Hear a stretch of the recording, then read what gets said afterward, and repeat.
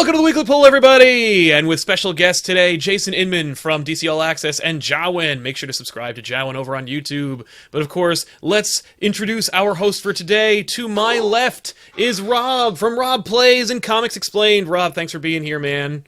What's up, peeps? And of course, below us is Joel from Caped Joel. Check out Caped Joel on YouTube and watch his stuff. He does cooking and also comic reviews. He hasn't done cooking in a long time, so I have. You want to learn how to make Batman pancakes? This is the place to go. I made a pasta salad today for dinner, and I was thinking to myself, how do I make this about comics? Do I call it an Avengers salad? Because you got like green for the Hulk and like cherry red tomato. Nah, that's stupid. Yeah, don't quit your day job. So, in addition to also trying desperately to stretch out references into his food, he also has the topics for today's episode. So Joel, kick off today's episode with I guess some retconned topics. These are the topics that Benny from far away was like, all those topics don't work, just use these. So what's the first topic we want to talk about? He reached, through the phantom zone of wherever he is right now and said, Joel, he's the mysterious blue hand from Rebirth, and he just came in and stole time from us and told us what Damn it, you stole 10 years from me. Yeah. So for those who were here early, you might very well have heard us riffing on this topic, but apparently Mark Miller, or is it Mark Millar? I think it's Miller. Mark Miller. Okay. I always say Millar, but whatever. So yeah, Mark, whatever the hell his name is, apparently wants wrestler John Cena for his next movie project. And of course, everyone was quick to say, well, if you're casting wrestling Superman, it's got to be Superior, right? Is the movie he wants. It's definitely what Superior. else could play? Yeah, and no what is question. Superior for those who don't know? Well, yeah. Well, you go ahead, dig into Superior, man. Do you have no idea what Superior is? Like, I assume it's like an indie comic line or something? Indie comic Superior story? is the Mark Miller Superman Captain Marvel analog where this kid basically makes a wish and he becomes Superman and he fights a bunch of villains and stuff like that. It's very meta. It's very much about like what it would be like if I could be that superhero. Right. But it's a 12-year-old being that superhero. Thank you, Jason. See, he's already pulling his weight. That's right. You know what that kind of reminds me of? Remember Supreme? Yeah. Where it's a superhero, kind of like an overly muscular, like Tick-esque character. Shell grew around him, and then he'd burst out of it like an alien in order to become a child again. It was like a Captain Marvel kind of analog. Didn't really get the same appeal, I think, as Supreme. And I can only assume because this is Mark Millar or Miller or whatever. Miller, I can only assume it gets very dark, right, as all of his work tends to do. You know, it's actually one of his lighter titles of his bunch. It does get pretty bloody at one point, but of all of his titles, this would be the one I think that you could make a PG version of, and you wouldn't kill the story. Now, here's a question. Has John Cena acted before? I'm not really active on the wrestling scene. John Cena was in the Marine, and it was every bit as bad as you think it was. But again, everyone remembers the Marine. Terrible. He had a really good year the last year, though. He was in Trainwreck with Amy Schumer, and he was actually freaking hilarious in that, if you can believe it. It's like the Channing Tatum effect. You know, he looks, like big muscular He-Man. Dude should only ever do comedy because he's actually pretty funny. And in that terrible Will Ferrell Marky Mark movie, Daddy's Home, at the very end. That's right. At the very end, Cena shows up in that. So he is being in more movies, and as he's getting up there in age, he might be looking for another career path. So I would believe this.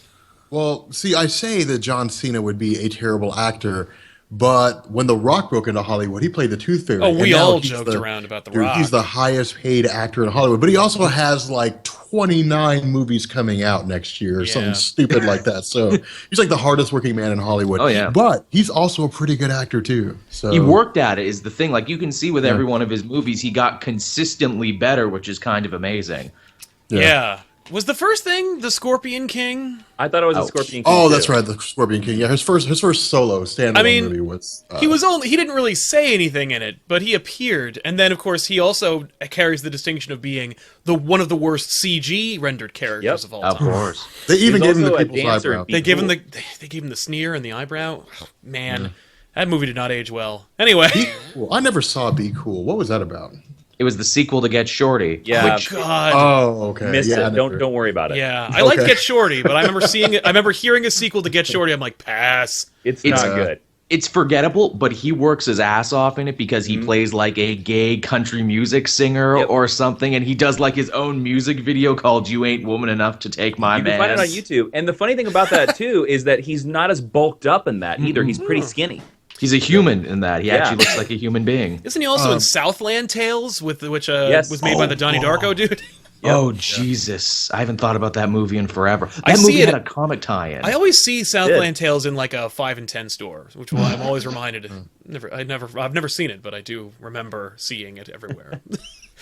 Pimps don't commit suicide. That's the tagline from that movie. Oh my god! If you guys ever get a chance, you guys need to watch Ballers. That is the epitome of The Rock's acting chops. It's on my list, man. Is it really? Ballers so good. Like I only want to see it because of The Rock.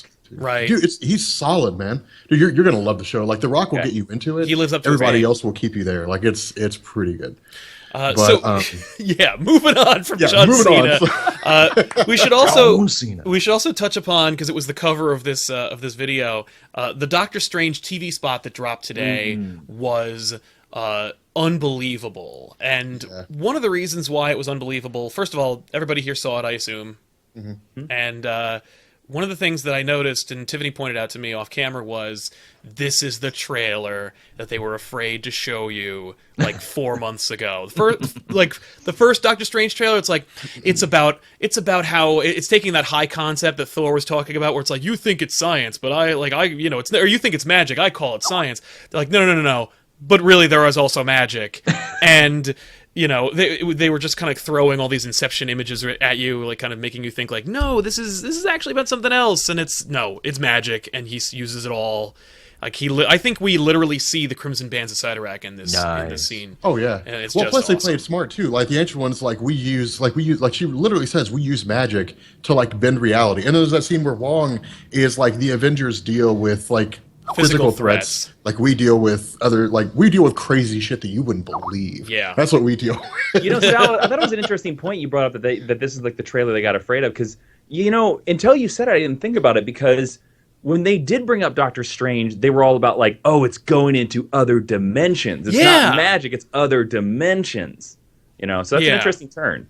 Oh yeah, no, totally. I'm excited about it. I think it's pretty sweet. Well, I hope it's as good as it looks. Yeah. I'm disappointed by the villain. Oh yeah. I think. Oh no, the villain is Baron Mads Mordo. Melkinson. No, Mads Melkinson. Okay, so Baron Mordo is he's gonna Sinestro Green Lantern movie this up, where he's gonna be the good guy for more than 2/3 of the movie, and then he'll be seduced by the dark side and become the bad guy. I think the ending's gonna be Mordo turns evil. Yeah, I think you're right. I think so. Yeah, I think they're going to keep him his buddy and pal for most of this movie, and then set him up for the sequel to be the villain. Yeah, that's why you feel the sting that much more. Yeah, the character of Mads Mickey Mouse, like that guy. He's a student of Baron Mordo. Like after Baron Mordo left, like I can't remember the character's name, he became a student of Baron Mordo. So I think Baron Mordo will be a bad guy within the first like half an hour, maybe 45 minutes, if he's not already established. They do seem to be playing with time in the chronology of the movie. That's not a word. Chronology. But yeah, so they seem to be playing around with it. So yeah, for all we know, we might get to see Mordo as his buddy and then Mordo as the villain at the end, all within the span of one movie. Oh, definitely. Yeah. Well, because that was how the story played out. Like literally, Doctor Strange is a surgeon. He gets into a car wreck. He ends up traveling across the world. He goes to Tibet. Yeah. He meets Baron Mordo. Realizes Baron Mordo's got schemes. Ancient One trains Strange, kicks out Mordo. Doctor Strange becomes Doctor Strange. Kills Ancient One, then deals with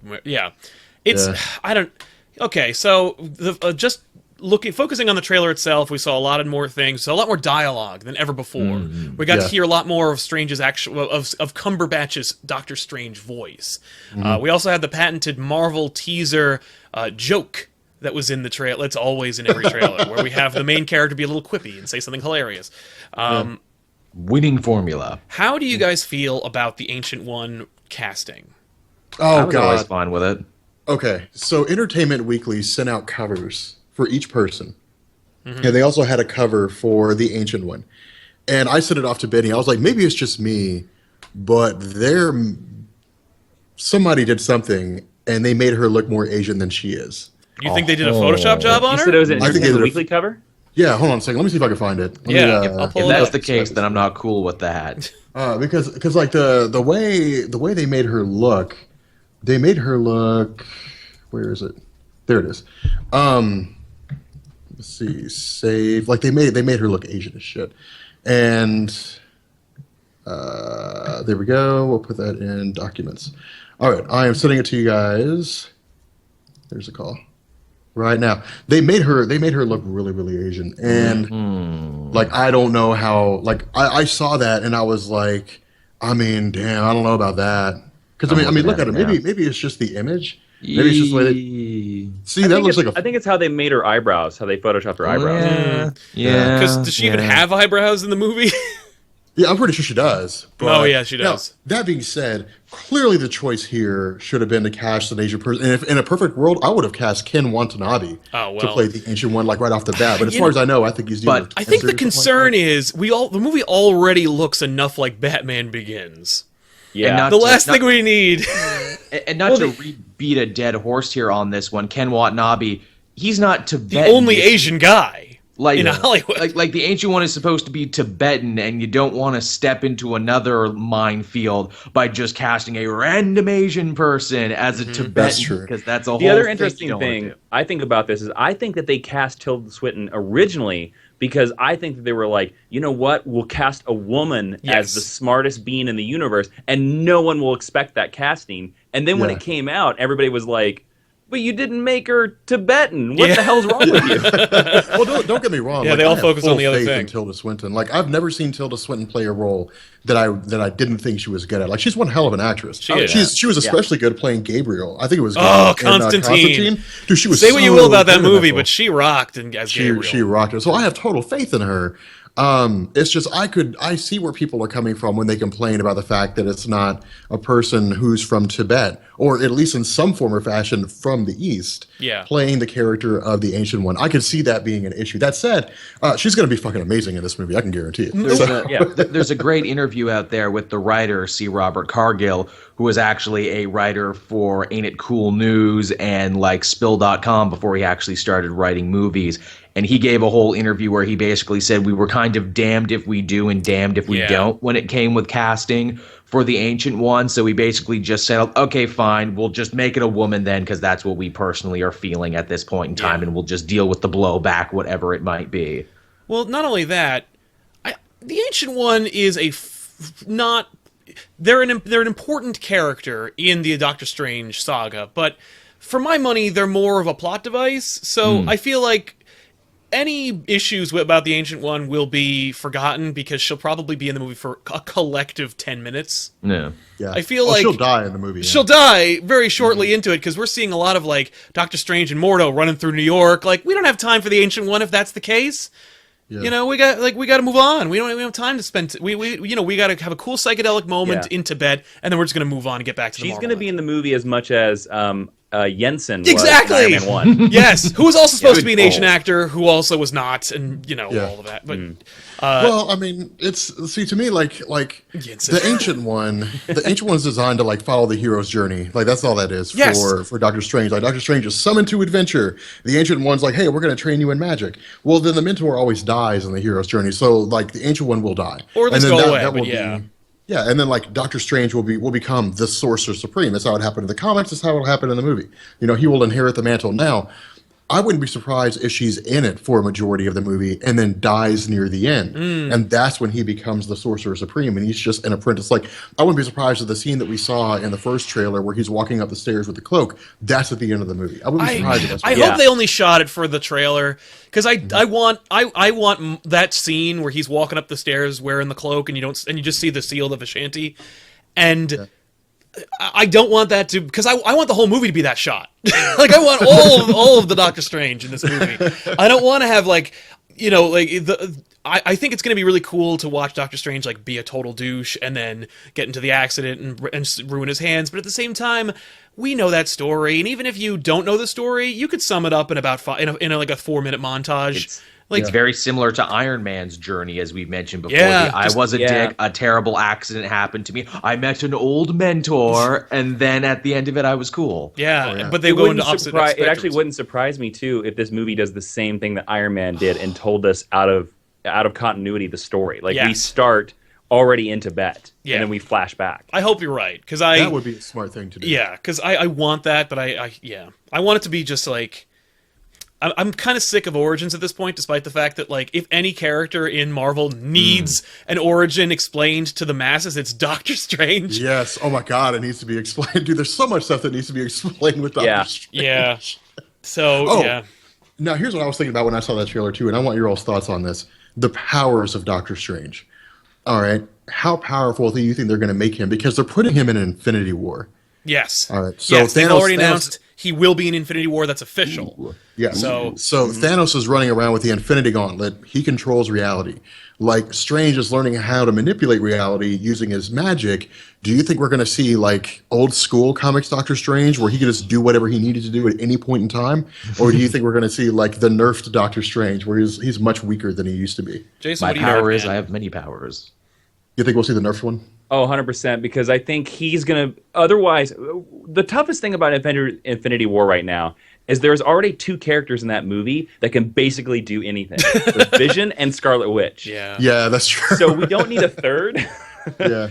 They're gonna write some line of dialogue in that movie, I know for a fact, where they're gonna be like, Thanos grabbed this one thing, and Doctor Strange is gonna be like, oh damn it, that's the one thing that stops my magic. Well, I mean, it makes sense because the Scarlet Witch in the movies is nowhere near as powerful as she is. No, all she knows how to do is like make shadow puppets. That's her whole power. But be a better Jean Grey too. Like Vision set out most of the airport fight because he could have ended it immediately. Yeah. And he ends it. He does end it. Now, I think there's going to be a line of dialogue in Infinity War where Doctor Strange says, it's going to be a Bendis line, which is, that's not how magic works. Oh, yeah. You know, like, they're going to have, Doctor Strange, quick, put Thanos into a cage and then throw it into the sun. That's not how magic works. And that'll be pretty much all of the explanation you were going to get about how Doctor Strange's powers work. That said, apropos powers, seeing them in the teaser... I think we saw the Crimson Bands of Cyttorak, where he like whips this kind of thing, like he kind of like has this magic whip. Like we're actually seeing magic as opposed to like Inception and just buildings. See, the thing I'm excited for the most, and I'm really hope they give it to us, I hope we get like a tour. Like I hope the Ancient Ones like let me show you some things, and it's just like here's all these different dimensions, and we just literally hop in and out of dimensions over the course of like maybe a 20-25 minute segment, and we get to see like the Crimson Dimension, you know, where Cyttorak is. Like we get to see like she's like the Dark Dimension, like that guy over there is Dormammu. Do not fuck with him. And then, like, stay away from him. Stay away from him. Exactly. Like, I'm really hoping that we get, because the great thing about Doctor Strange, this is one of the things I'm really hoping they don't shy away for. And I don't know if Tiff is around there, but she probably feels the same way. Oh yeah, well she's got her opinions about it. We wanted to keep it limited to the cast, but she'll have to shoot her own video about it. But she's very excited. Doctor Strange has the potential to be like Marvel's Fantasia, where you just get to see some crazy stuff. And I really want to see some crazy stuff. Like I want to see some things that just boggle the mind in here, because Marvel needs that. Yeah. Like we've had superheroes fighting each other. We've had down to earth stuff. It's been cool for the last 8-9 years, however long it's been going. Yeah. Let's just see some funky stuff. That's right. You know, we got a taste of it with Thor. Let's get some more with Doctor Strange. So. I was going to say, Doctor Strange will start the movie as a sorcerer's apprentice, so don't be shocked if you see some brooms running around. Yeah, if we got Ultron singing Pinocchio songs, we're going to see a Sorcerer's Apprentice. We can't help it. We had to do it. Now, one last question about Doctor Strange for the group. Jason, you can kick it off, but will Dormammu be the post-credit scene, and if so, should he be? No, he won't be. He'll be in the movie. You think he'll just be in the movie? I think they are going to do something like Rob. I think where they'll name check and we'll see him in the background. Okay. I think they'll Guardians of the Galaxy, like what Guardians of the Galaxy did for Thanos. That's what we'll do for Dormammu. That's smart. I think the after credit scene is what other Marvel movies have they shot? They're shooting. Are they shooting Infinity War or Spider-Man? I think they just wrapped Homecoming and he has to go back to Atlanta to shoot Infinity War. So all right, I think it's either going to be Thanos or it's going to be something Spider-Man, because It's weird. Marvel, at the later half of Phase 2, just started making all their after-credit scenes a scene from the next movie. Yeah. Instead of, like, something original or special, which kind of, to me, has kind of, like, not made them as special anymore. No, they used to be, post-credit scenes used to be just kind of one last connection to the overall universe, but in its own movie. You know, I think about the moment where Tony Stark walked through the door at the end of Incredible Hulk, and you were like, what is happening? Yeah. As much as you were excited about Sam Jackson being at the end of the first movie with Iron Man, Tony Stark walking through the door being like, you know, hey, Ross, we got something to do.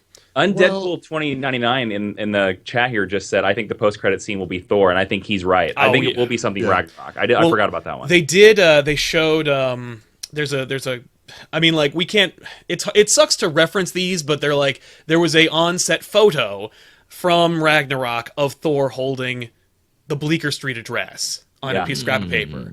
And while I think that would probably be the PS scene, I'm hopeful that that's a literal scene in Thor Ragnarok. I'm hoping that they just push it into that whole movie. Because Thor Ragnarok has Duran Duran on the soundtrack. Wicked. We're going to get so much wonky stuff with that movie. You might as well just also throw in Doctor Strange. Why not? Right? Oh, yeah. Why not? I mean, I wouldn't be surprised. Like, I wouldn't be surprised if that was a post-credit scene because we already know that Thor is trying to track down. We already know from the short video, that little short 2-minute video where Thor has a roommate, which is amazing. Oh, that's amazing. Like we know Better Thor than is any of his sidekicks. Oh, Yes. dude, we know he's already tracking down the Infinity Gems, stones, whatever they call them in the movies. Stones. Like we know they're tracking the Infinity Stones he's tracking those down.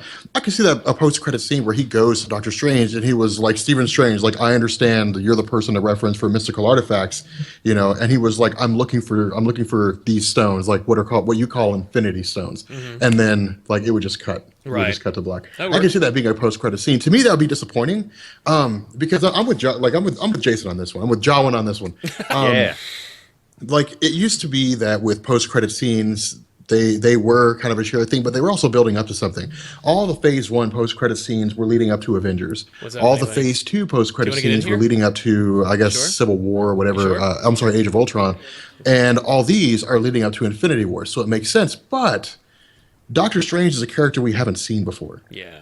And so I would rather see a post-credit scene that ties him into the rest of the Marvel Universe instead of just references, you know, where like Thor goes to see him, like, you know, have you ever thought about joining the Avengers? I have no idea. Something. But something to be like, yes, like the Avengers are aware of Doctor Strange. They do know who he is because we don't even know when this movie takes place. We don't know. Like we know the movie takes place around the time of the Avengers, but we don't know if it takes place right after Avengers 1. We don't know if it takes place after the Sokovia Accords and Civil War. Like we don't really have a time frame at this point. And so I would rather see them tie him into the whole of the Marvel Cinematic Universe in terms of the Avengers as opposed to leading up to, and because we know Infinity War's coming, we're hyped, we know what it's about. Like, you know, I don't think they need to do a thing for that. Joel, P.S.? Yeah, I agree with everything everyone else is saying there. I don't know what else I could add. Y'all hit it out of the park. Fair enough. Well, then let's get into Robbie Reyes as Ghost Rider. We've seen him as Ghost Rider. We're going to see him probably again tonight or was it last night? I don't... It's Tuesday, yeah. Tuesdays. Okay, so it is tonight. We're gonna probably see Ghost Rider again. What'd y'all think, Jason? Loved him. Loved him. I liked the actor. I hated the special effects. Really? Ooh. Wow, really? I thought they were fine. Explain. Well, I mean, before I got the gig that I currently have, I did a lot of production. I was a producer. I was an editor. I was an After Effects guy. And to me, the effect really looked like they just put this flaming head on top of the guy and keyframed it to follow him through every frame. Because there were a couple times that I saw his real face. Oh. To put you on the spot, what effect do you think is better, Firestorm over on the CW shows or this new Ghost Rider? Ooh, that's tough because they're both... Like, TV can't really handle fire. Yeah. Fire is such a high-quality effect. It requires some serious money to make it worthwhile. It's true. I'll lean towards Firestorm just because most of the time that he activates, he's flying, so it kind of hides it. But they did a lot of close-ups on this guy, and it did not look like a good effect to me. Yeah. Did you find the close-up effect to be worse or better than the far away, than the full body shots? Because the full body I thought looked better. Yeah. But I will tell you this: I thought the actor was great. Yeah. So I'm there for him. But I hope that special effect, maybe this was rushed, I don't know.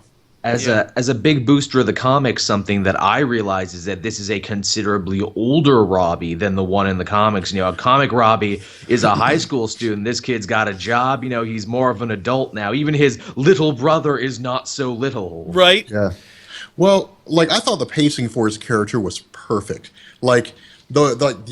Dude, oh my God. If this felt so much like Daredevil season 2, when the one guy's he's like, not they, he's like, one man. It was one man. When Daisy is talking to the guy, and the guy's like, when the writer comes for you, he burns your soul or whatever. Burns your soul. And he's like, and the soul can't heal. I was like, what a badass line for Ghost Rider. What an awesome thing to say. And that's what I was hoping for. This Robbie Reyes feels like Robbie Reyes and Johnny Blaze combined into a single person. Oh, yeah. And that's what I was really hoping we would get. Because the issue with Robbie Reyes is he's not a true Ghost Rider. And if you're going to call him Ghost Rider, give us the Ghost Rider. Make him the Spirit of Vengeance. Make him the Spirit of Vengeance. Give him all the features of Ghost Rider. And I'm fine. I'm fine with them taking the concept of Johnny Storm, the concept of Johnny Blaze, slapping, Robbie Reyes' name on it and calling it a day. I mean, we got the cool looking car, which looked badass, by the way. Charger. Yeah, we got the whole mythology. People know he's there and they're terrified of him. We had that whole thing there. And the pacing was perfect. You got a hint of him in the beginning. You saw some of his character, but he was left mysterious. You saw Daisy's conversation with him, and then you saw the fact that he had a younger brother, and there's more to Robbie Reyes than just a guy running around killing people. It was a perfect setup for the character. The question is, can they keep that pacing going? And I don't know if he can or not. It looks like he's going to be season long by the look of it. They didn't deal with him in episode 1, and considering that this is a clearly more magical season, wouldn't it be interesting if Robbie just doesn't leave for the rest of the season and he just hangs out? We got ghosts as well in this. We do. It would be, but I kind of have the feeling you brought up Firestorm earlier. Firestorm disappears for episodes of Legends of Tomorrow at a time. Oh, yeah, he does. Yes. I have a feeling that Ghost Rider is going to be the same thing because, again, that TV budget can only handle so much. Yeah. You can't always be Ghost Rider. Normally, I would say you're probably right, but Daisy Johnson is for the most part the star of the show. Coulson's a close second, which, by the way, thank you, Marvel, for finally calling her Quake. Yeah, that Tremors thing was the dumbest thing that I'd ever heard in my life. 3 seasons. I was like, you know what? Just call her Quake, for God's sake. You're a TV show taking place in a universe where a guy turns into a giant green rage monster. No one's gonna bat an eye if you call her Quake. It's okay. Yeah.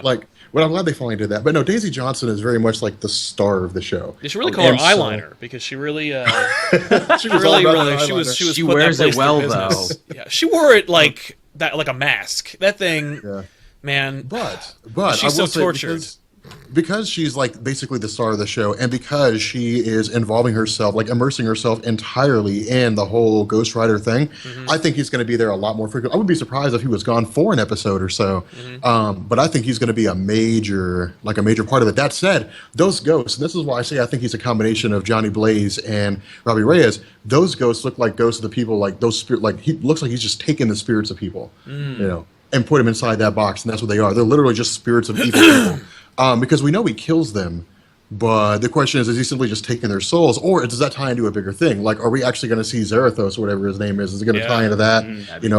Or are they going to tie into Mephisto? And those are just the souls of people that are waiting to be taken to Mephisto, and confined to the realm of hell. I don't know. There's so many possibilities, but I love what they're doing with him right now. I thought that the S.H.I.E.L.D. stuff and the Ghost Rider stuff didn't blend well. I liked them. I've enjoyed S.H.I.E.L.D., so I like watching the show. I like those people. I like when they get into, trouble. I like when they break up the band so that we have to get them back together. I like the concept of life model decoys and what that means morally.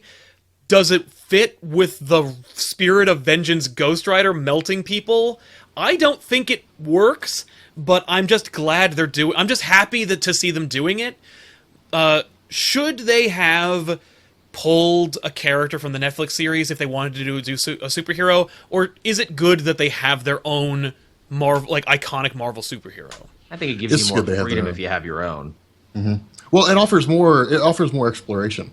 I mean, say for example that Ghost Rider does amazing, All right, let's say that over the course of this season, it turns out to be the best season yet. Right. And almost everybody that watches the entirety of season 4 says Ghost Rider is the reason why. And, and they look at the analytics, they say, well, the episodes, like the viewership goes up when Ghost Rider's there. Yeah. When people know ahead of time Ghost Rider's going to be there, the viewership goes down when they know Ghost Rider is not going to be there. You launch a Netflix series. You're like, okay, fine, Ghost Rider gets his own Netflix series. Oh, yeah. You know, and you make it dark. You make it Punisher dark. And you take him on a whole nother level, you know, and you literally have him doing the Spirit of Vengeance kind of things. You were making him sound like Poochie for a second there, and when Ghost Rider's not around, everyone needs to ask, where's Ghost Rider? Why isn't Ghost Rider in this episode? They'll miss him. They want to see him. They want to know more about him. Exactly. Man, if they did a Netflix Ghost Rider series, they should Stranger Things it up and make it like 4 or 6 episodes and just pump money. It'd take the money from a 12-episode season and just make it 6 and make it just unbelievable. It'd be incredible. Longtar suggested in the chat, he was like, what about Blade? And I was like, oh, Blade would have fit a little easier and a little cheaper. Mm-hmm. It would have been kind of awesome. Vampires and Agents of S.H.I.E.L.D., I think that would have been the most watched season of Agents of S.H.I.E.L.D. yet. If you were like, there's vampires now. Well, because people would be like, how the hell did it come to this? But culturally, are vampires over culturally? Oh, didn't they peak and now they're coming down? I can understand someone going, nah, man, vampires are out. It's a dead fad like the Macarena. But they're Blackulas. They're black vampires. It wouldn't just be about, like, sparkly, glittery, supernatural vampires.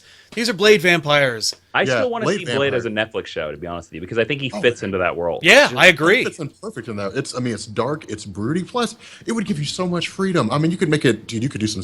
You'd be able to see. You guys like the Spike movie. TV show? Oh yeah, with Sticky Fingers as Blade. Yeah. Yeah. No, we're in a better world now, where you could actually do a series about Blade, and it wouldn't be a joke. Mm-hmm. Yeah, by the way, I was thinking about this when I was watching Agents of S.H.I.E.L.D. last week. I did a Periscope shortly after. I was talking to people. How many of you, like, I'm curious, do you guys remember a story called Nick Fury versus S.H.I.E.L.D.? Hell yeah, that was Jim Stranko. That was the life model decoys taking over S.H.I.E.L.D., and that's what I think is going to happen. And here's how I think Yeah. Dude, here's what I think is going to happen. Nick Fury dies? Well, no. That's the one where he takes over S.H.I.E.L.D. Okay, that's the one where the life model decoys take over. Because remember, like back in the day, you didn't know who was behind the scenes. All you knew was just 12 anonymous people. Yeah. Well, life model decoys eventually took over those people, started issuing like erroneous orders. Yeah. And then, of course, Nick Fury, being Nick Fury, figured out what it was, and then went on the run, and eventually brought down S.H.I.E.L.D. and then reformed it under his total control as the executive, head or the executive of S.H.I.E.L.D. Yeah. Anyway, here's what I think is going on. I think that girl that we saw, whatever her name was, Anna. I don't remember her name, but I know what you're talking about. I don't think she's the first one. I think that he made one before, considered it a failure, got rid of it, and then it probably came back, and then left, and then eventually it's going like it took over S.H.I.E.L.D. because we don't know who the current director is, and they're like the director. They just keep saying the director. I think Jason O'Mara is who it is, but yes. Oh, yeah, but I mean, in terms of in terms of seeing him in the show, they haven't shown him yet, and so I think he's a life model decoy, and I think life model decoys are going to take over S.H.I.E.L.D. Like, by the way, amazing plot, dude! I'd be so happy if they did that. I like it a lot. So I'm telling you, man. They need to save Nick Fury versus S.H.I.E.L.D. and relabel it, make it a like a $40 million movie, and make it Black Widow versus S.H.I.E.L.D. and just readapt the movie. Or readapt that comic, but make it about Black Widow. Sal, you might have found the magic code and make a Black Widow movie work. Yeah, yes, cracked the case. Yeah, I think so. I mean, because it's a comic book adaptation. You've got it right there in front of you. It's got life model decoys, so it keeps it cheap, and you got Black Widow, and that's awesome. I keep pitching Black Widow from Russia with Love, where she needs to go back and stop the Red Room. That'd be cool too. I would watch that.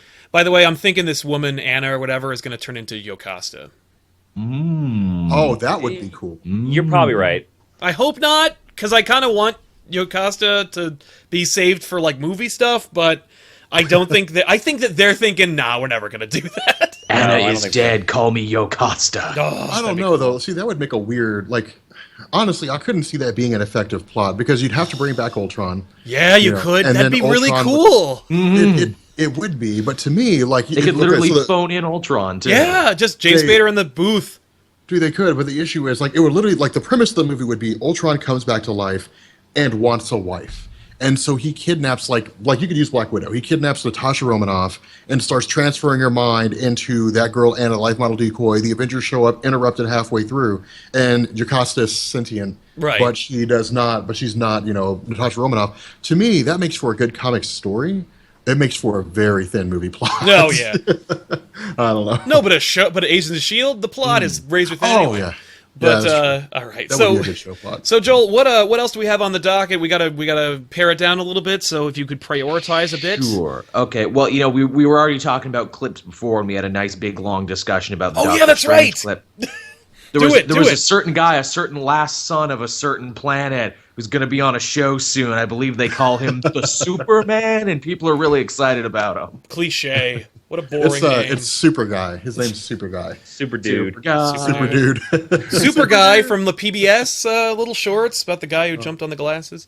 I'm dating myself. All right, so yeah, Supergirl's coming to CBS, and she's bringing Superman with her, and they finally released what Jason, you basically think it's the first 3 minutes of the episode. Yeah, I think it's the opening of the episode. I literally think they're going to open the episode with Clark Kent on the street, just like that clip they released. And he's like taking it from Perry like a total bitch, and then he becomes Superman. Wonderful. He's kind of clumsy too. He's a little awkward. I'm like, that's my Clark Yeah. Kent. For me, it felt like it feels like pure fan service. I'm glad it is there. Mm-hmm. But I'm just so hopeless. You know how it is. The movie isn't ever going to do anything like this, so I might as well just ape it. But which makes me like it more for that reason. Yeah, the that's movies true. will never give us this version of Clark Kent. Let the TV show run. They also released a longer trailer as well, and it shows like interactions where like you see Cat Grant become really mad at Kara when she's like, Clark Kent, and she's like trying to dust herself up. And then also Wynn in the DEO like has a fanboy like Cisco moment from Flash when he shakes Superman's hand. Oh, that's cool. Wow. See, that's cool. Like that is. See, to me, that's cool. I'm with Jason on this one. I hope it's like the first 3 minutes, because the biggest fear would be they're going to throw Superman in there and use him to kind of like carry the show, which is a terrible decision. Fine. No, I don't think so, because see, to me, the Supergirl show, the concept of Supergirl is awesome. The writing on the show was weak. On CW, that'll probably change, but it already looks to be changing stylistically, and I mean, a lot of the problems of the first season were indicative of the network it was on. The real question is, when will Kevin Smith direct an episode of Supergirl? Sooner than you think. My guess is probably within the next 6 months. Yes. But yeah, I mean, like, by the way, no complaints. I like Kevin Smith, and I'm excited to see it. I just think it's funny because, like, he did Flash, and then he, like, twittered the hell out of that episode, and then they brought him back for, 3 more episodes? Yeah. Oh, yeah, it's not a comic show if he doesn't direct one episode of it. That's just... Yeah, I think the Supergirl clip, the best thing about the Supergirl clip and the Supergirl trailer is that I have a feeling that every show, including Arrow, is going to come out swinging for the fences. Yes. I have a feeling that all their season premieres are going to be, like, rocking. I don't know about the rest of the seasons. Yeah. But I think all of their premieres are going to just come out of the gate hard. I hope so. All eyes are on them right now. It's like, look, you have a new show every night of the week now. You're building up to something big. Show us you can hack it, man. Yeah, the DCCW. Yeah. DCW. By the way, like, man, dude, to me, the CW, DC's lineup on the CW, that is how you do comic shows. Like, that's how you do comic shows, right? I wasn't a huge fan of, Legends of Tomorrow. It's not great. I thought it was a little thin, but they took a risk. They said, let's take these characters who are, small-time villains, or just have small-time roles in the universe, and let's just give them their own show, and let's see what happens. At the very least, they gained a little more notoriety, and that's not a bad thing. Like, taking risks is what makes, it's sometimes, like, accidental success is what makes great things. And I think with CW, if I had said, if you had sat me down 6 or 7 years ago and said, hey, like, they're going to make a Flash TV show, you're a madman. I'd be like, again? Whatever, that show, like that show is going to be terrible. Like, there was a Flash TV show back in the day, and it wasn't that great. This is going to be really bad. And if you were like, hey, they're going to make a Green Arrow TV show, I'd be like, that's going to be like, maybe it'll be decent, but then it's going to turn to crap. Case proven. Yeah, I gotta tell you, they still haven't made a Green Arrow TV show. They've made Poor Man's Batman. Poor Man's Batman. Yes. Like, it's not like. What's really cool about this is they're taking chances. They're taking risks. We got a Supergirl show, we got a Flash show, we got a Green Arrow show. albeit maybe Bruce Wayne, Green Arrow. You got Well, Legends of Tomorrow. the chat is lighting up. They did drop references to Gotham City. Yeah, they did. Yeah, Yeah. the Superman clip they did. They totally did. Yeah. Did they really? Yeah, we're Does going that back mean to Gotham. they're going to move Gotham over? I don't think so. I don't think so. Please Well- don't. Yeah, Man. I think that what they'll do is they're like, well, we got our own Superman, we could probably just do a Batman at this point, whatever. Let me tell you something, man. I'd watch that before Oh, I watch yeah. Gotham again. Like, Gotham's not that good. It's not. It's not great, but No, I can't get but into CW man, they're really swinging for the fences, and it's kind of inspiring. I'm Yeah. By the way, not to knock the old Flash show. But if you were like me back in the day when there was nothing for superheroes and you found an old VHS copy of the Flash show, you were like, wow, because that is almost a perfect rendition of the Flash costume. If That it were, costume's better than Grant Gustin's. it is. It's fantastic. It looks like it's made of felt, so it is. Yeah. It looks like he would generate an enormous amount of static electricity. But it's a fantastic looking suit. It's also got the abs. No, I liked that show. You know what it is? Do you know how they made that suit? What the old show? The old school John Wesley Shipp. It's a Michael Keaton Batman suit with the ears cut off. See, that really is. It looks just like it. Look, his cowl is exactly the same. Yeah, that's unbelievable. Now You you just blew say, my mind everywhere, Jason. You say it would generate static electricity. The truth is that it was generating the Speed Force. Yes, That's real. what's happening. but that would also be a great backdoor pilot for Static to appear. So Don't play with my heart with static. that's never going to happen, know, ladies and no. gentlemen. Not I'm at least sorry. for the next 5 years. You heard it here first. Oh my god, dude! I didn't realize. I'm going to throw it Dude, up. Actually, I'm going like- to toss it up on the screen. Hang on. Like, two things. One, he had to be sweating balls. in Yeah, that suit. right. Yeah. And two, that is a damn good Flash suit. Like, dude, it's been so long since I looked up him as a Flash. That's actually a super good Flash Yeah. suit, to be honest. Damn, that is good. Man suffered for his craft. Yeah. Suffer, dude. They've got the painted on muscles and all that kind of stuff. Yeah. But like, dude, that's a good looking Flash costume. Yeah, I like I need it. to go back and watch some old episodes of that And show. to think the actor could come back and kind of be the Flash all over Yeah. again. How amazing is that? Dude, Also- he was a good for the short amount of time that he played that. He was a good Jay Garrick. Oh, I hell liked yeah. him. Yes. They need I to bring liked his him back. costume a bit more. I'm like, can we keep following this Jay and see what he's up to next week? Yeah. Yeah. Yeah. I'm with you, man. Like when they put him in that awesome redesigned Jay Garrett costume, I was like, that. Oh my god, He perfect. put the hat on, and he didn't look silly in the hat. He kind of made it work. Yeah. Oh, it looked good, man. It looked great. Like, Yeah. they need to bring him back. I want to see him. Like, the Jay Garrick plot was good. I want to see him as Jay Garrick. Like, Well, if JSA picks up like we seem to think it will with what they had at the end of Legends, maybe we will get to see him in a recurring thing. Yeah. yeah. Wrapping up, I guess we could talk about our favorite titles from DC Rebirth because there's still. oh my stories and god. books. Action Comics. All right, Action Comics. I had a feeling that Rob was going to explode, so I was like, Comics. let's alleviate some pressure here. Oh, You okay dude. there, Rob? Okay. So people need a out cigarette? there, people out there in Twitch land, I've got my e-cig. I'm good. People out there in Twitch land, I am just now finally getting caught up on my DC Comics stuff, and I have been. Dude, Action Comics is the greatest story ever told. Like, I thought Superman was super good. I thought Son of Superman was really good. I was like, oh, it's so touching. It's the dad and it's his son, all that kind of stuff. Dude, Action Comics is so good right Yes. now. And to me, that's the best Rebirth title. Like that. Well, Trinity. Well, we've already finished the first story arc of Action Comics, so I'll go with that. Trinity's super good. I'm curious to see how it turns out. In terms of completed story arcs, Action Comics, in my mind, is the absolute best one. It is. Dude, I love the whole Clark Kent thing. And oh god, I've got so many theories. I've got so many theories rattling around in my head. Like, what's going on with Clark Kent? You know, who is Clone Mr. robot. Oz? All that kind of stuff. Like, yes, Mr. Oz is probably Ozymandias, you know, but Jeff Johns loves bringing back characters, old school characters that he Yes. worked with before. Like, I would not be surprised if we saw, like, Superboy Prime come back in some form or fashion. Like, I would not be surprised if that kind of stuff happened. Dude, Action Comics is so good because it's part of the bigger picture. Like, Superman is cool because it's his own individual story arc dealing with his family and his son, you know, whatever. I just subscribed to Action Comics, guys. Like, they you know, he deals with his been family and converted.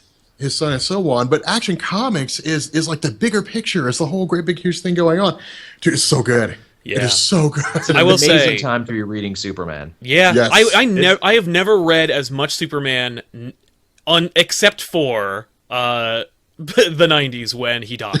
Yeah, this is the best Superman's been in probably a decade. Yeah, easily. Oh no, Yeah. like I remember when the New 52 kicked off, I'm like, okay, ground floor, here we go. Where should I start? Grant Morrison's Action Comics, first issue. Okay, that's the end of that. How about George Perez's Superman? Oh, I don't like that, and that suit really sucks. Moving on. Yep. And then it was just like I skipped Superman pretty much, but I also incidentally at that same week was like, Scott Snyder, Greg Capullo. I loved Spawn. Let's see how this goes. That was the time to jump on Batman, man, because that was amazing. But holy crap, I'm buying every Superman title now. Yeah, because the great thing about Superman right now is that they're making the Superman family come back. Yes. Because new Superman by Gene Yang is great. Yes. I'm enjoying Superwoman and how it's like bringing Steel back and how she's an electric Superman as well. Yeah.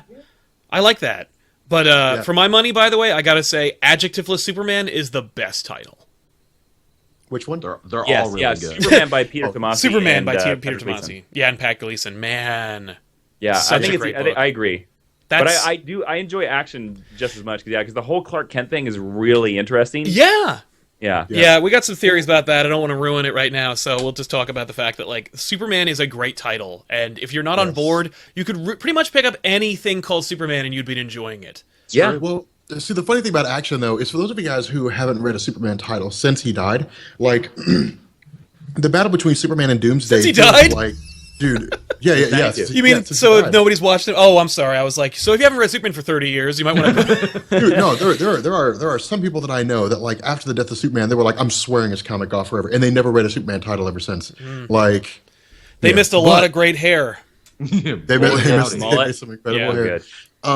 But no, like the great thing about that is with Dan Jurgens writing it, and this is the coolest thing because I mean Dan Jurgens wrote The Death of Superman, and for him this seems like like a rematch, like a legitimate rematch. Yes, you know, like Doomsday comes back, Superman's like, I remember the last time we fought. I've got to learn from my mistakes. He even says that a few times. Yeah. I've got to learn from where I screwed up before. 1, keep him away from people. 2, keep my distance.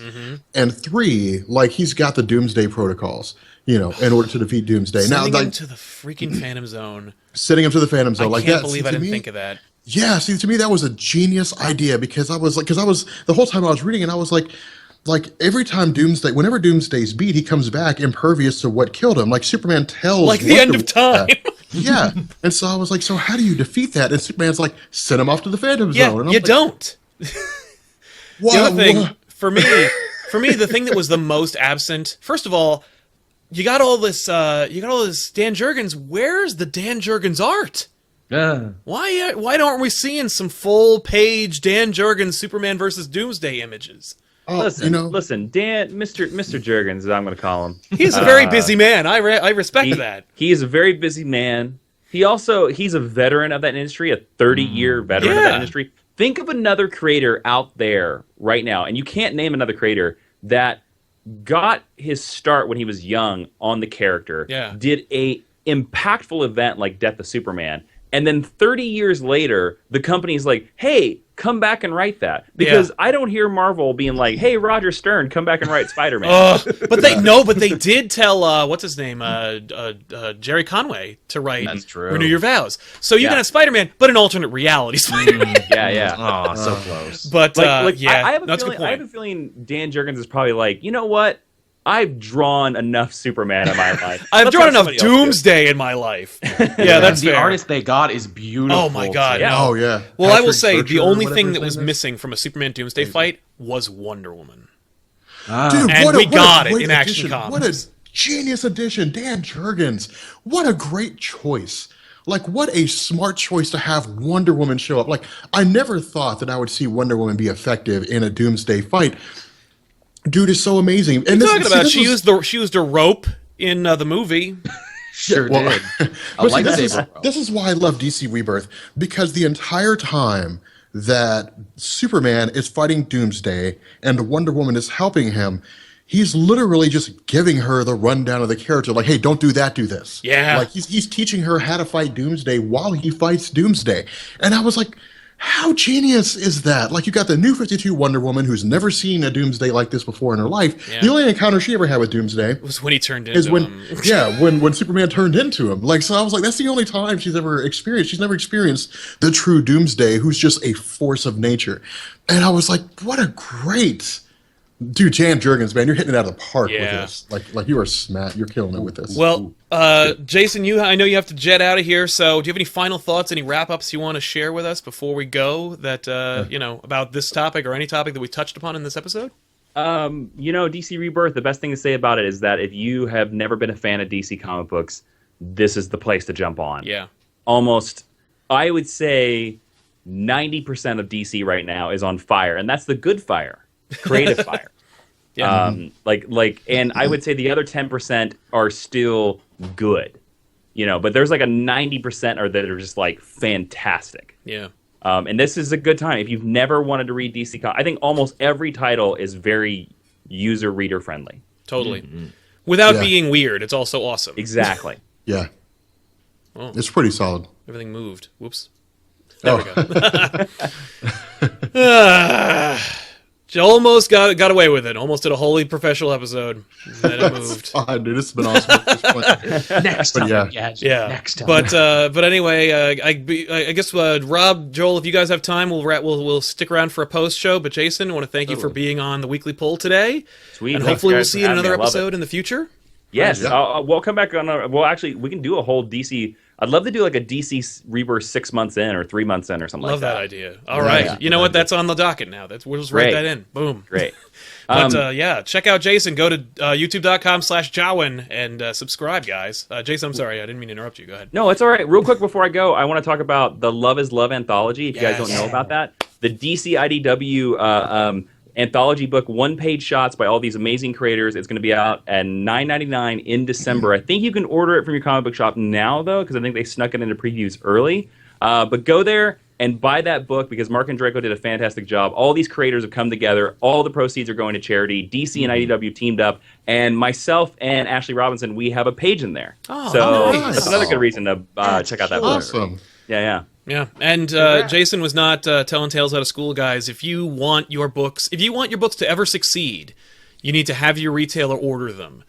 Take a page out of Dan Slott's playbook and just tell your retailer to order as many copies as you can, because that is the way to get your books to never get canceled, is if your comic book retailer is ordering them. That's right. Just never stop ordering copies. Just keep ordering all the time. Yeah, unlike the video game industry, be sure to pre-order, and that will help you. Wow, I never thought of that. You're actually right. That's totally switched in the two industries. Wow. Yeah. But thank you so much for being on the show, man. We'll see you, guys all hopefully rock. next time. It was a lot of fun. Thank you too, guys. Thank you. Yeah, thanks a lot, dude. Bye-bye. Bye. Later, man.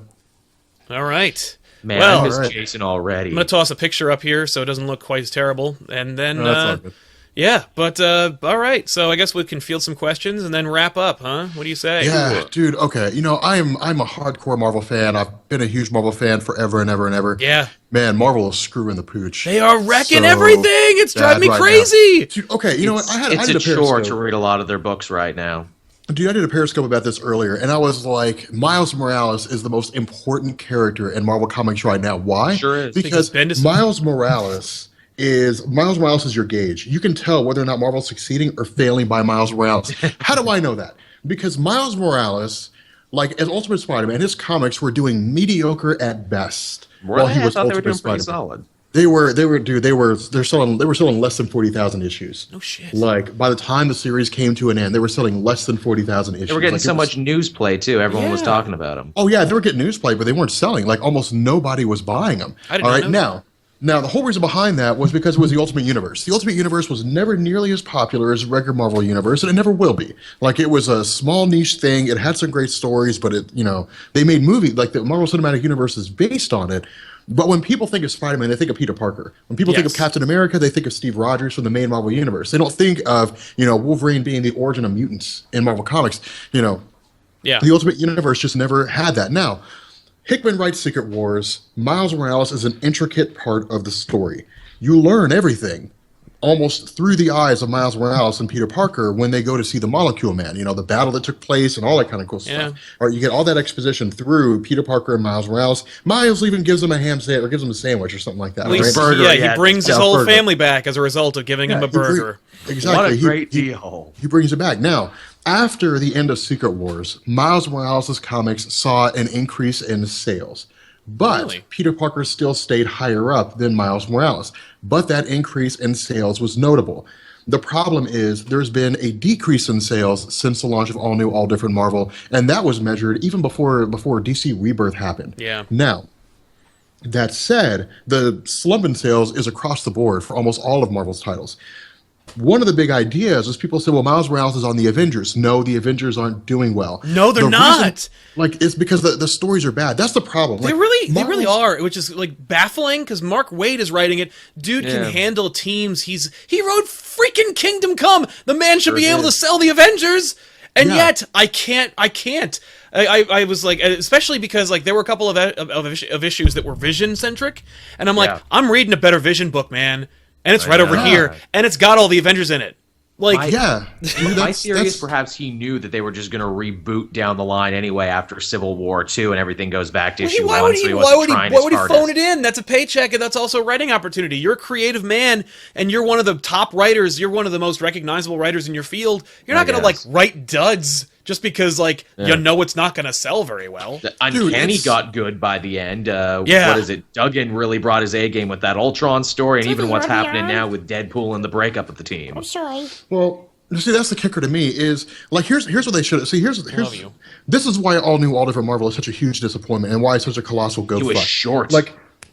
Here's what they should have done, man. They didn't really even have to reboot everything. All right, Miles Morales, you don't shunt a character off in no man's land with their own solo title when almost no one knows who they are. You put them next to big names. What they should have done is they should have launched All New, All Different Marvel. They should have given Peter Parker his own story like they did when he's a Tony Stark of the Marvel Universe. Miles Morales, it should have been Miles Morales, not Hobie Brown. Miles Morales should have been the person playing Spider-Man, and then Peter only becomes Spider-Man during major crossover events like Civil War. Let me tell you something. So then you've got the Civil War tie-in for Spider-Man, which would legitimately be a tie-in. Civil War 2 is taking place. You've got Miles Morales and you've got Peter Parker as Spider-Man in the same comic. That way, Miles Morales' notoriety stays beefed up. You continue that trend, and then you branch Miles Morales off into his own comic when the fan base is established. That way, people... Because after Secret Wars, the only people who were reading Miles Morales' comics were people who were fans of him in the Ultimate Universe and people who liked him during Secret Wars. That was it, because no one knew who he was. And so it's what a fuck up. How do you screw that up? Marvel, get your shit together. I don't understand. I had a Twitter follower who gave me the best idea, building off what you said. But, okay, so do what Rob said, but instead of having, putting Miles Morales, whatever, Spider-Man, Peter Parker, he's the Tony Stark of the Marvel Universe, right? So Peter Parker's responsible, he's intelligent, he's a seasoned superhero. He probably knows what an Avengers team would look like. How about Peter Parker Spider-Man creates his own Avengers? Ooh. I would read the shit out of that. The Amazing Avengers. The Amazing Avengers. And he makes Miles Morales team leader. And he's like, go for it, kid, sink or swim. You got my number. I'm going to be there, doing my thing. That's also another way for you to bring back a fan-favorite Iron Spider costume. If you're going to make Peter Parker Iron Man, go full 9 and just put him in the Iron Spider suit and really visually distinguish between Spider-Man and Miles Morales Spider-Man. And then be like, Spider-Man runs the Avengers, and then you got a new Avengers team that's run by somebody who's self-loathing and not sure of himself and is trying to prove himself, but also has proven that he knows how to run a company. There's all kinds of drama in there, and then give it to Mark Waid because dude knows how to write, but have him put him in those parameters instead of, how about this? How about Tony Stark creates another team of Avengers, but this time they don't have nearly as much money as they did, but it's still plenty of it. Come on. I will say the one story thread that Civil War 2 is actually handling adequately across it is the growing disillusionment of the younger heroes with Yes. their older counterparts, which will eventually lead to champions. I will say that's the one thing I genuinely dig, and I hope, if nothing else, champions will do really solid on the back of that, where people are like, yeah, I agree, the older heroes suck. I want to read about these new younger heroes not fighting each other. Yeah, I agree. No, see, that makes a good. See, that's Civil War. That is a good Civil War story. Like, you don't call what's going on right now Civil War. You call it something else. Yeah. All right. And then Civil War down the line is the young heroes versus the older heroes. Dude, I'd read the shit out of that Civil War too. I would be like, oh my God, that's so good. Like, Well, we the thought young that's what it versus was the going to old. be at would be first. amazing, Remember when they though. first came out with what the all-new Marvel Now universe was going to look like? We thought that's what it was going to be because it was younger heroes on one side, older heroes on another. No. But I'm saying like you got Kamala Khan versus Carol Danvers. You got Riri Williams versus Tony Stark. You got Miles Morales versus Peter Parker. Like, dude, you've got it all right. You got Bucky Barnes versus Captain America. Like, it's all there. You don't even need to do like, Bucky Barnes. You bring in Patriot and have the young Avengers versus the new versus the old Avengers. You got the Runaways versus the X-Men or the Inhumans, and now you got something that actually people are paying attention to. And while you're putting those books out, by the way, and you're making this big hyping event, and you call it Civil War, even though you're selling books with the Runaways and the Young Avengers in it, you call it Civil War so people buy it anyway. And while you're doing that, you do what you're doing as a publishing company, and you actually take all those like first volumes of books that like are out of print or are hard to find, and you put them and you push them into your Barnes and Nobles and your Goodreads or whatever the hell stores or Books A Millions and your Amazon like first editions. Like, you just push them and get the old books out there. So people are like, so when people go, who the crap is this? There's a first volume right there waiting for them, and they go, I love this. And now they're hooked, and then you give them more and more. It's like drugs. I mean, that's... Yeah. Dude, I mean, like, the perfect promo art for that is you just have all the young superheroes. Yeah. You know, and they're just standing there, they're looking grimacing. You got Kamala Khan right in the middle, and then at the bottom, you just have a caption, it's time for a change. Yeah, oh my God. Done. Civil War II. I was like, dude, that would be such a great story. But no, Marvel can't do that. Marvel's got to drop the ball and fuck up in the most colossal way possible when it comes to the all-new... What's so frustrating is, like, line. Marvel's going to learn all the wrong lessons from this, like they always do, because we spent 2/3 of the podcast talking about all the things that Marvel Studios is doing right. We're talking about how awesome and excited we are for Doctor Strange, who is, by the way, exemplifying the character from the comics that we all love. We're all enjoying Robbie Reyes, and man, I hope he's paying homage to the two Ghost Riders we all enjoy. And man, we all really love the Avengers, and we love Yocasta and Ultron, and all these different great things that all have their roots in comics, and how comics work, and why we like them is because they have these roots and this continuity and this sense of, well, like I said, continuity, and you love it and you enjoy it.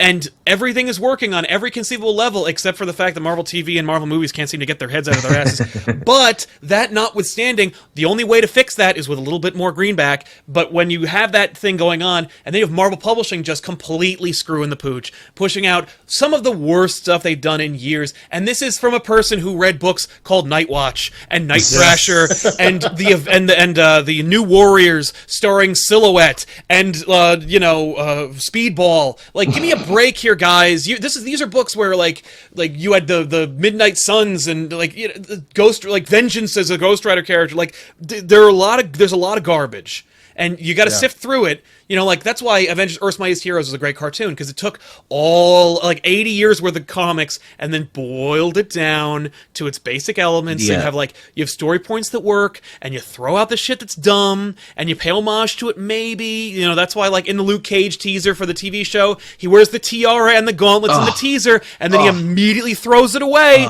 because you don't want to watch a whole show where he looks like that, because it looks stupid, but you acknowledge it, you're welcome, that's okay. But, like, I don't know what they're doing over there, but I know this. They don't give a fuck. They don't care. Course correct after Civil War II. I think that was a big blunder. I think whatever this Marvel Now thing is going to be, I think they'll course correct. Those Marvel Now books, those solicitations came out months ago. Those books are in the can. They're already done. Like, their new direction, they've got 2017 already mapped out. They're not going to change direction unless, like, people stop buying the books. They got to stop ordering them. That's what they have to do. You got to tell Marvel with your money, because that's the only way they're going to listen. They don't care. I had an inside source who worked for Marvel during the was it One More Day? I want to say it was One More Day, but he worked at Marvel during One More Day, and he heard all the rumblings, all the online vitriol, all the bitching, he saw all the letters, all the comments, and he saw it, and he knew about it, and he was aware of it. He was made painfully aware of it when he told people that he worked for Marvel. And what was the mentality in the office over there? The mentality was, fuck you and fuck them, and don't tell me about it. I don't want to hear about it. Like, they were just like, they'll eat it and they'll love it and they'll take it. They'll take it because they're sheep and they'll buy it. The fact is, the only way that they're going to listen isn't from an angry YouTube video or a comment or, like, you know, a letter or sending people potatoes in the mail or whatever stupid, like, letter writing campaign you come up with. Yeah. You gotta stop buying the books. Well, see, that's the funny thing. It's like somebody, you know, in the chat asked the question, like, how do you initiate a conflict where the young superheroes and the old superheroes fight? You do it organically. Yeah. Like, it's not like one singular event happens. It's not like some kid gets put into tension and suddenly they all rebel. Like, it's literally just like all these kids are looking up to their mentors, but the mentors are like, no, you can't just run out and be a superhero. You got to follow rules and you got to follow regulations. But isn't that exactly what you did, mentor? Right? Yeah, and it literally just leads to this cultural revolution where the kids are like, I'm tired of them telling me what I can and cannot do. Like, I know how to fight crime. I've been watching them forever. I know how to be a hero. I'm perfectly capable of being my own hero. And enough of the young superheroes think that they're like, you know what? We're just going to rebel. It's literally just be a much bigger version of when, like, Quentin Quire started a riot at the Xavier Institute. Yeah. Think about that on, like, the entire superhero level. Like, that's basically what happens. And then you've got your Civil War too. And it happens organically because readers, young people, are going to sit down and they're going to be like, you know what? I understand those kids because I've got the same issue as a young person. And older people are going to sit down, they're going to read that, and they're going to be like, this is clearly an instance where kids just don't understand the bigger picture. All and across you play the that land, out in there's comics. no need to argue. Mentors just don't understand. Mentors just don't understand. Like, you literally you build on that, and then you launch your event off of it, and it is the young heroes versus the old heroes, and that's the perfect scenario for a Civil War that's not a repeat of the first one. You could have done this exact scenario if you wanted to do it in a one-issue thing. You could have legitimately had it be Minority Report in the Marvel Universe and have instead of it being like a weirdly divided issue where the characters inexplicably are on one side, and then, by the way, in their own books, they're not like Luke Cage or Blue Marvel or Spider-Man. Old Man Logan. Like, you could have had it where all the Marvel heroes who are over 30 basically accept the Ulysses thing. And the reason why they do is because they've been like, I've been through enough Infinity Wars and enough galactic storms and enough annihilation waves to say I'm sick of the conflict. I would just like to know what happens and then deal with it before it happens. That's fair. If the young heroes go, that's called surveillance. Like, you mean kind of like how it is right now, where like people over 40 are like, who cares if they're listening in on your phone conversations or they're tapping in on your like webcams? Like, who cares if there's total government surveillance? And you have young people who actually like have a connectivity to what kind of damaging effect it has on the nation and your privacy, and they say it's a huge problem and it's only going to get worse, and no one's going to, like, the only reason why you're okay with it is because Steve Rogers says it's okay, but Steve Rogers is a Hydra agent. Like, you know what I mean? You completely expose the fallacy, but you make it morally justifiable by having the heroes be like, we've been through the shit enough times to know that. Like, how many times is Galactus going to choose not to eat the planet before eventually he just does? Like, we need to stop these problems before they start. That's a completely justifiable issue, and you have readers. You can bring in new readers where young readers are like, I completely agree with these young guys, and you have old readers who are like, these young kids have no freaking idea, though. They weren't there when Annihilation. They have no idea. They weren't there when Atlantis attacked. They don't even know. Like, you know, you basically have it be like one. You can have it You can have a one event moment, even if you don't want to build it in your stories.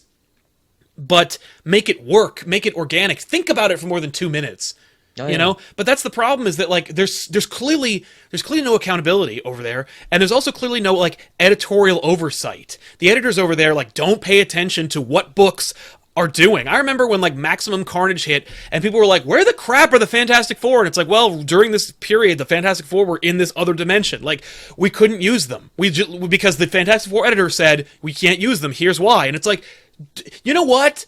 Good. Make it, if you want to make a shared universe, then make your editors all meet with each other once a week and talk about where their characters are. I mean, like, you've done it for 70 years. Why is it over the last 15 you seem to be completely oblivious to how to run comic book industry? Like, it blows my mind.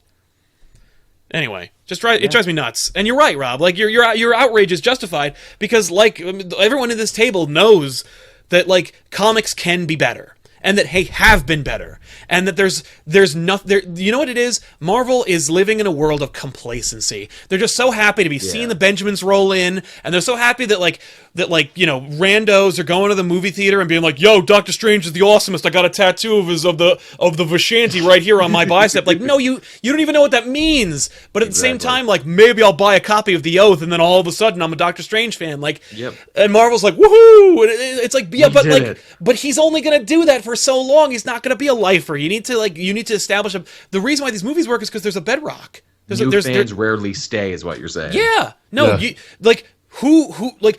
If you people your audience with only new readers, they're all gonna fucking flake off on you. You need, and I'm not saying like only make comics for the people who've been around for 20 years or more. I'm saying establish a bedrock. How about make a book that lasts more than 22 issues? That's really annoying. All the constant state of new number wanting. That's what gets me the most. It's just and you know what it is? It's just a sign of the times, and it's a sign of their approach to the publishing method, where they're like, well, we're not trying to establish legacy. We're not trying to establish like a continuity, because we're just going to upset the apple cart every 8 months anyway. And by the way, not only are we going to do that, but the books are going to be chronically late, and we're going to apologize by adding another double-sized issue at the end of the event 3 months after the fact.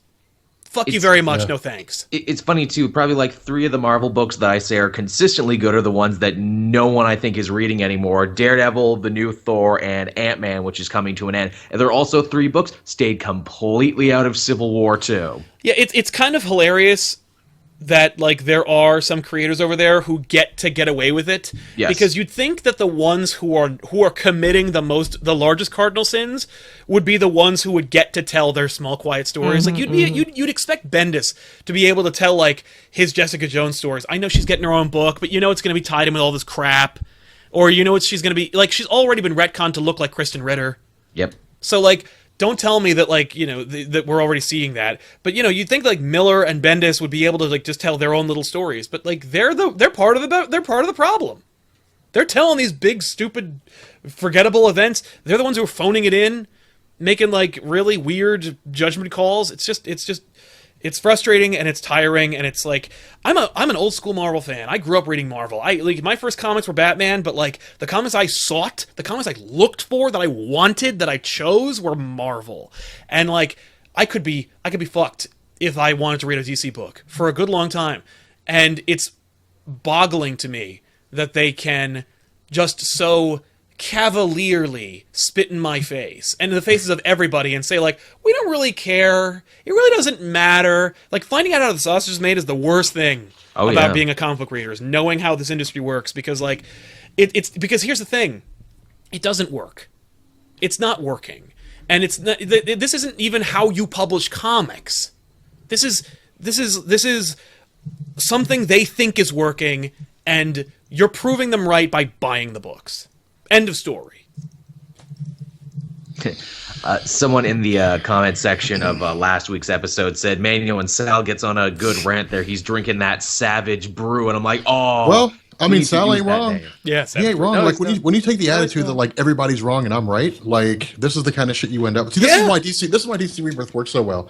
Like DC Rebirth is a combination of the shit that people loved before the New 52 and the New 52 universe. So they didn't alienate anybody. Yeah, like, you didn't. I mean, like no one cared about the New 52 Superman. Maybe like a handful of people did. They did. Like, well, they cared because like they're like, that's my Superman. I'm taking ownership of it. But he had no character. That number was few and far between. I agree. The number of people who really liked the New 52 Superman was much less than the number of people who wanted the old school Superman. And I can guarantee you, the people that like the New 52 Superman probably like this Superman more. Oh, yeah. So, like, because of the stories that we're getting. So it's not like they really lost out that much. Like, they get this huge history, you know, and they get to be part of the bigger picture. That was the problem with the New 52 Superman. Is it what's a Superman?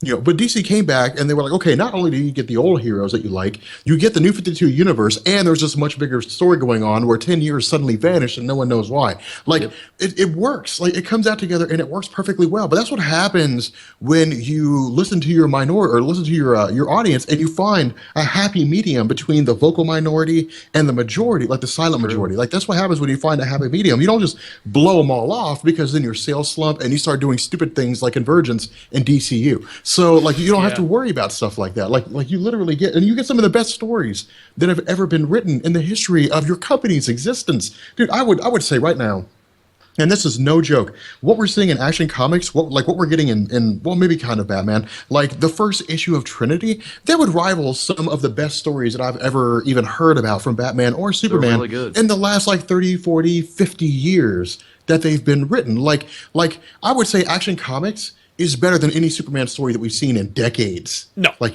decades. I do not agree with that, but no, I agree. Okay, what story would be better than the one we're seeing in Action Comics? Birthright, American Alien. Okay, Birthright retells his origin. American Alien tells his origin a second time. Like, all right, Last Son. Superman Last Son, when he gets a kid, really good one. And it's Zod's kid. Yeah, that was a good one. Yeah, I can't deny with that. I mean, like, look, but like, or Superman for All Seasons, or Secret Identity. Like, Superman Red Sun. That was Superman Red Sun, but that's an Elseworlds book. It's not really about it's about Soviet Superman. But like ongoing Superman from week to week. Yeah, the fact is, there we go. Okay, thank you, Joel. Yeah, what Joel said. Yeah, a week, like a monthly Superman title. No. Yeah. No, you're absolutely right. Like, I haven't. I mean, like we said it on the show. Like I haven't read Superman regularly like this since he died. Yeah.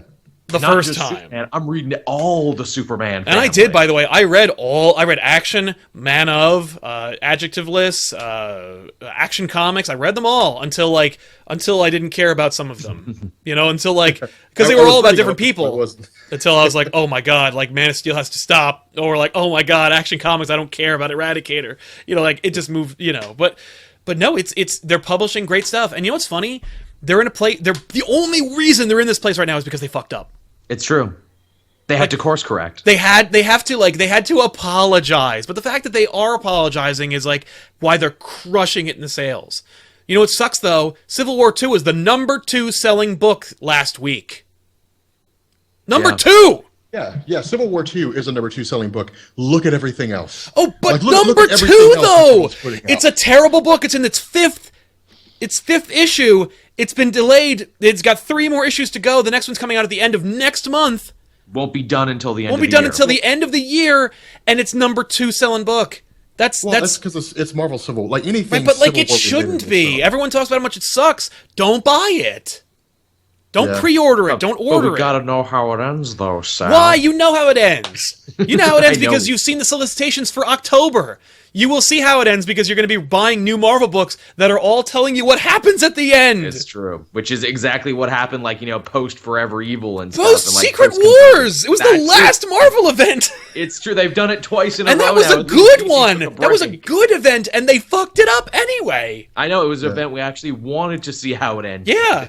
Now, Convergence, I will admit, is one of the worst things DC has done in a long time. But then Future's End, equally terrible. Oh god, yes it was. I reviewed every issue as it came out. I can't believe you would do that. Here's the thing. I wanted to go back and reference those to see my psyche slowly unwinding, but thankfully those videos got deleted and don't exist anymore to time in YouTube, which is good. So I can pretend like it didn't happen. Right, exactly. Like I thought DC about getting into it. I thought about getting into it, but then people were like, "No, it's just about how superheroes get replaced by robots." So I was like, "Nope."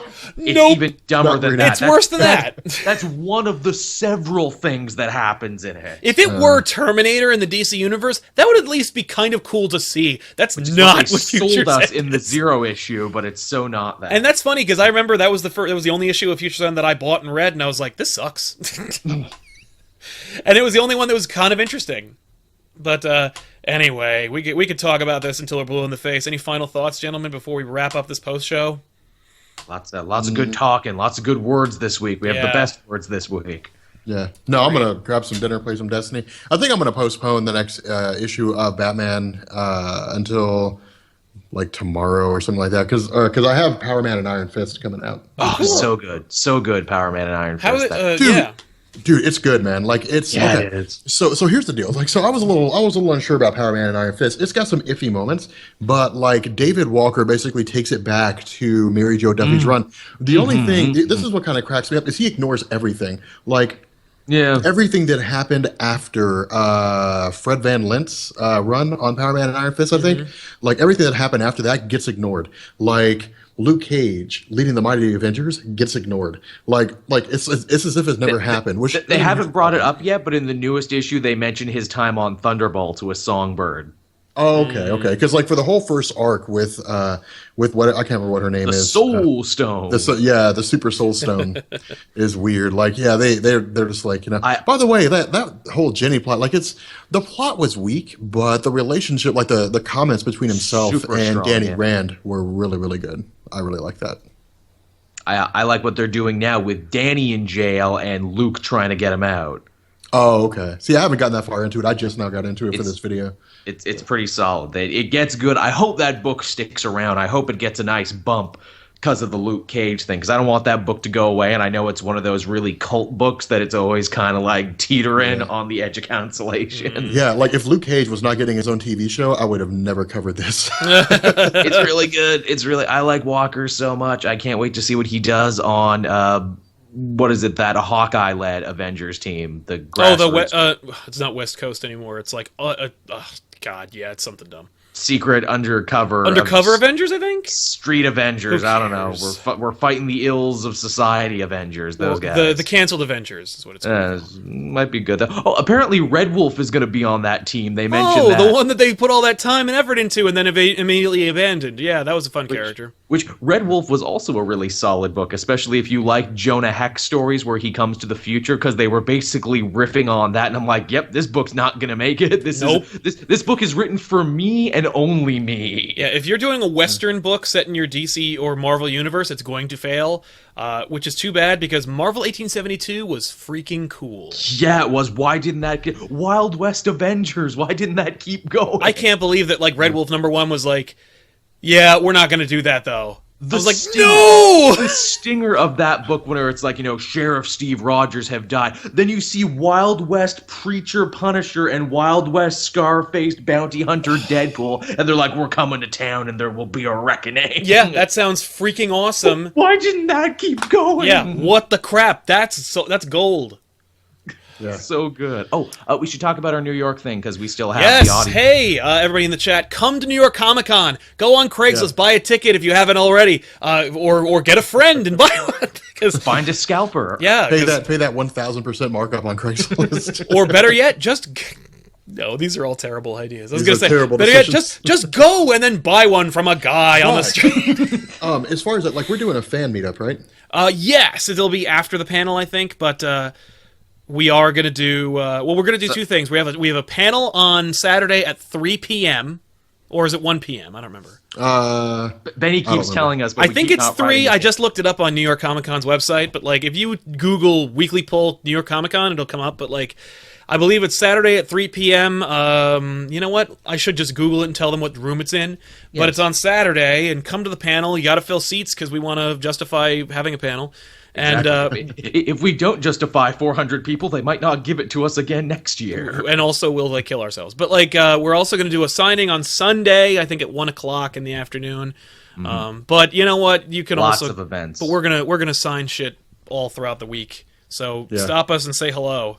Yes, please do. And again, we don't know when the meetup's going to be, but follow us all on Twitter and social media. And even if you can't get tickets to the event, if you're in the general area, we will try and get out and meet people. That is right. That is very right. Okay, here we go. It is October 8th, which is a Saturday at 3 p.m., 3 to 4, in room 1A24. That's 1A24. Go to room 1A24, or if you go to actually on ComicPOP's Facebook group, we have an event that is just all the details about the panel. So if you Good. add it to your shit, it'll sync with your phone probably.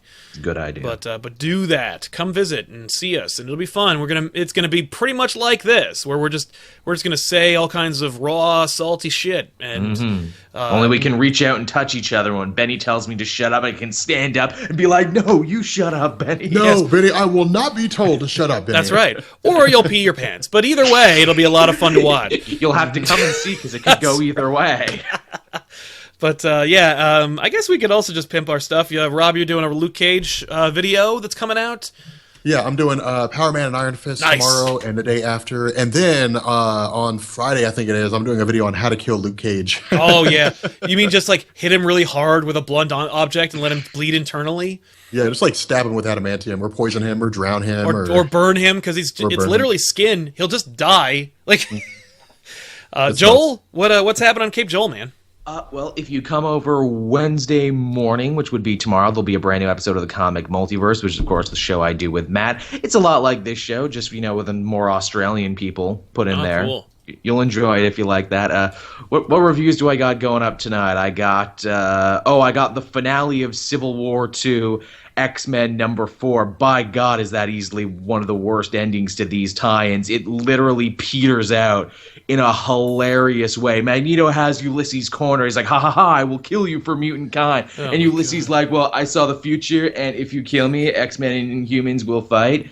And then they'll die, and then you'll feel bad. And Magneto's like, grr, you got me. I guess I'll leave then. Stupid. That's literally how it ends. It's the goddamn worst. That sucks. And then they use that as a jumping off point to talk about the Avengers versus X-Men event that's also coming off. And I'm like, get fucked, book. Yeah, I don't care about that. I am not going to watch... I am not reading that Avengers versus Inhumans book, that flashback book about what happened to Cyclops. I'll be honest, you've taken him through two different books. That's Death of X, and then there's Avengers versus Inhumans. And don't forget Resurrection. Action. Christ. I don't know what that is. Fan 4 stick. Fan 4 stick. Yeah. Mm-hmm. And also Raven #1, which Benny didn't like, but I enjoyed. Nice. Over here on ComicPOP, Tiffany did a show called Tiff's Picks, where she pimps out a couple of books that she picked up that are magical inclined. Check it out. It's right now on the channel. And on Wednesday, Joel and I are going to do the Elseworlds Exchange. It's our podcast. We're going to talk about YouTube and how fucked it is. And then afterwards, I'm going to drop Back Issues, which is on Aquaman. So if you like Aquaman, you better put your money where your mouth is, because people have been bitching at us for years. We have never done an Aquaman Back Issues. This is the episode. We're going to do Aquaman on Back Issues, and we don't make fun of Aquaman. So if you like Aquaman and you want to prove that Aquaman is a sellable character that people should talk about on our channels, then come and watch the episode, because let me tell you, we did Aquaman's powers, and virtually no one came. I'm pretty sure I know what Aquaman story you're doing too, and I'm going to be watching that because it's a story near and dear to my own heart as a comic personality on YouTube. So I'm definitely going to be telling people to go watch that one, only to justify my own love of that story. Right? Ivan Rice's art, man, it's great. Aquaman's never looked better than he did 5 years ago. But check it out. And I guess we'll see you guys on the Weekly Pull next week. Thanks a lot for watching, gang. Peace. Bye-bye.